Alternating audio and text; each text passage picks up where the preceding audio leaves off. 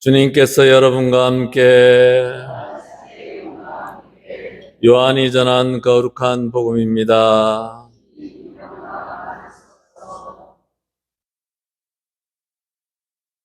하느님께서는 세상을 너무나 사랑하신 나머지 외아들을 내주시어 그를 믿는 사람은 누구나 멸망하지 않고 영원한 생명을 얻게 하셨다.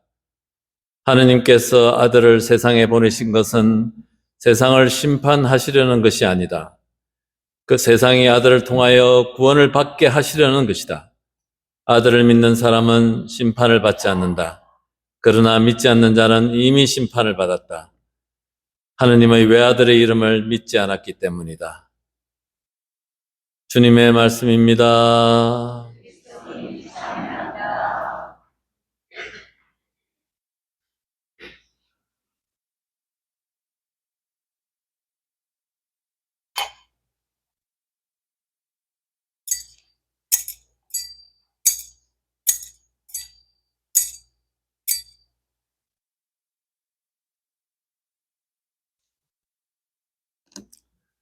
찬미 예수님, 오늘 삼위일체 대축일입니다. 어려운 말이죠. 삼위일체, 세 가지 위격, 그리고 한 본체라는 말을 가지고 있는 한자입니다. 위격이라는 말이 어려운데, 이 말은 그 라틴 말인데, 페르소나라는 단어에서 나왔어요. 그 페르소나에서 person, 영어 person이 나왔고, 그래서 어떻게 이것을 해석할까 제일 마땅한 해석 방법이 없죠. 그래서 그냥 어려운 위격이라는 말을 씁니다. 그래서 역할, 이런 말로 표현할 수도 있겠고, 존재라는 표현으로 할 수도 있겠어요. 이런 말로 이렇게 표현하는 것이죠. 근데 삼위일체, 구원의 역사 안에서 하느님께서 다른 모습으로 우리에게 드러나셨다는 거예요.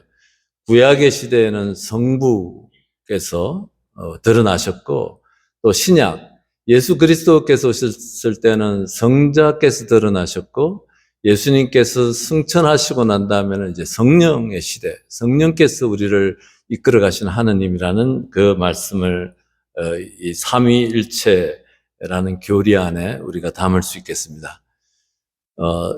성서에 구약과 신약을 통틀어서 삼위일체라는 단어는 나오지 않습니다. 하지만 구약에도 그렇고 신약에 특히 더 많이 성부, 성자, 성령께 대한 신앙들이 곳곳에 이렇게 묻어 있는 것이에요.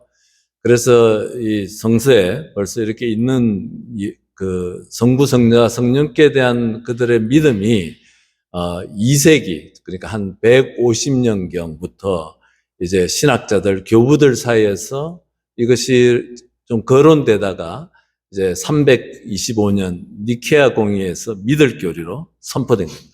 성부, 성자, 성령. 하느님께서는 한 본체, 한 본질이시고, 세 위격을 갖고 계시고, 역할이 다르시고, 다른 존재로서 우리에게 드러나셨다는 그 믿음이 깔려 있는 것이죠. 이 삼위일체 그러면 보통 어렵고, 이해하기 어렵고, 그런 것이죠. 그래서 어떻게 세 분이 한 분이 되고, 또 한 분이 세 분이 될까, 이런 산수, 또는 그 과학 안에 빠지는 순간 삼위일체는 전혀 이해가 될 길이 없을 것입니다. 하지만 이 삼위일체 이론을 325년, 그때가 언제냐면은 바로 이 그리스도교가 로마로부터 공인되어진 직후, 그러니까 박해 시대 이후에 공인된 직후에 제일 처음 했던 바로 이 교리예요. 삼위일체. 이 교리 안에 있는 가장 심각한 것은 예수 그리스도라는 분을 정의하는 것이죠. 예수 그리스도 안에서 하느님을 보는 것. 그러니까 초대교회는 예수님의 12제자와 또 그들을 따르는 제자들은 예수 그리스도 안에서 하느님을 체험하고 봤다는 것이에요. 그것을 이제 체계화해서 이론으로 이렇게 교리로 남겨주는 것이죠. 그러니까 예수 그리스도 안에서 이 하느님을 봤다. 이것이 아주 중요하고, 왜냐하면은 지금은 우리에게는 이 삼위일체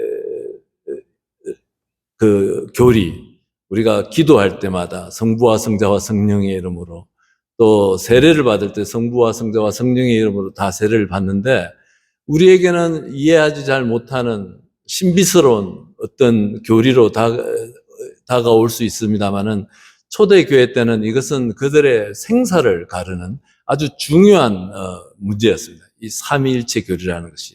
왜냐하면 초대교회는 예수님의 12제자를 포함해서 전부 다 유대인들이었어요. 유대인들은 유일신 사상을 믿는 그 교이고, 야훼 하느님 외에 다른 하느님을 믿을 수가 없고, 만약에 그런 하느님을 얘기를 한다는 것은 신성모독에 속하는 것이고, 돌로 이렇게 사람들을 때려서 죽여야 되는 그런 엄중한 죄에 해당되는 것이죠. 그런데 초대교회 유다인들의 일부가 예수 그리스도가 하느님이라고 외치기 시작한 거예요. 그러니까 이것은 심각한 도전이고, 유다인들의 회당에서 쫓겨나고 공동체에서 쫓겨나는 그런 큰 결과를 가져왔죠. 그럼에도 불구하고 초대교회는 바로 예수 그리스도가 하느님이시다라는 이 신앙을 고백하지 않을 수가 없었고, 그래서 그들은 회당에서 쫓겨났고, 또 생명의 위험을 받으면서 박해를 받기 시작한 것이죠.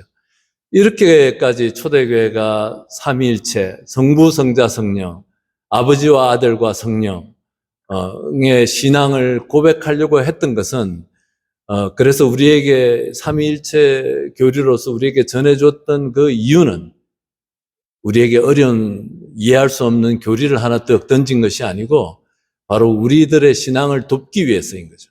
우리가 어떻게 하면 그리스도인들이 하느님과의 올바른 관계에 들어가고, 또 그렇게 함으로써 한 사람 한 사람들이 올바른 신앙 안에서 구원의 길로 가게끔 도와주기 위해서 이 삼위일체 교리가 정립됐고, 또 그런 신앙이 우리 2000년 동안 내려오는 것입니다.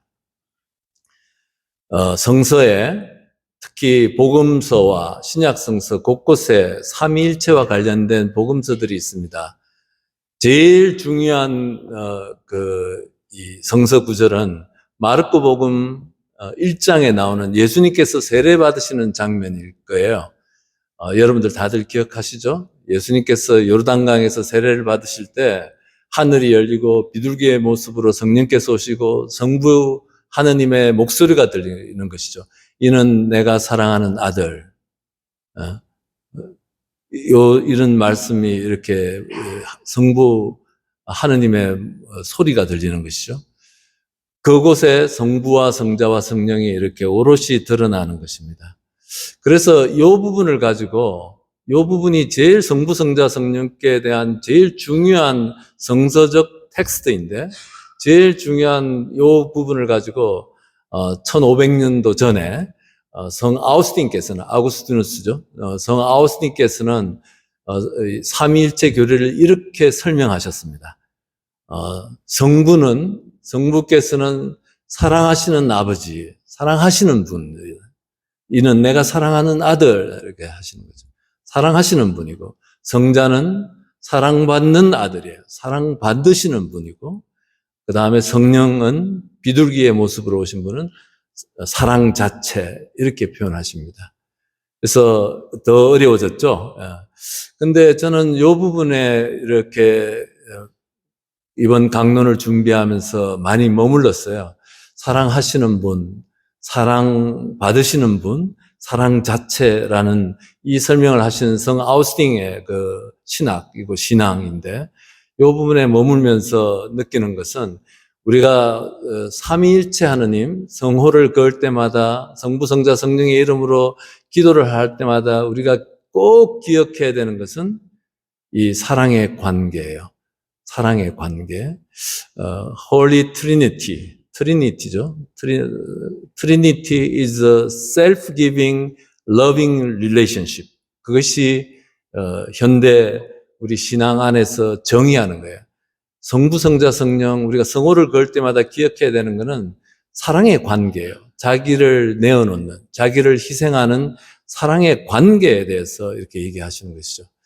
저는 이 부분에서 우리가 예수님을 따르는 사람들이 예수님 스스로가 체험했던 그 하느님 아버지로부터 받는 그 사랑으로 초대받은 거예요. 우리 모두가 성당에 왜 오느냐? 와서 내 소원을 이루기 위해서 기도하고 저런 기도하고 뭐 많은 기도하고 봉사하는 것도 있지만 우리 신앙의 출발점은 예수님께서 사랑받으시는 체험으로부터 그분의 지상의 삶을 시작하셨던 것처럼 우리도 사랑하시는 성부의 사랑을 받음으로써 사랑받는 아들과 딸이 되라는 그 초대예요.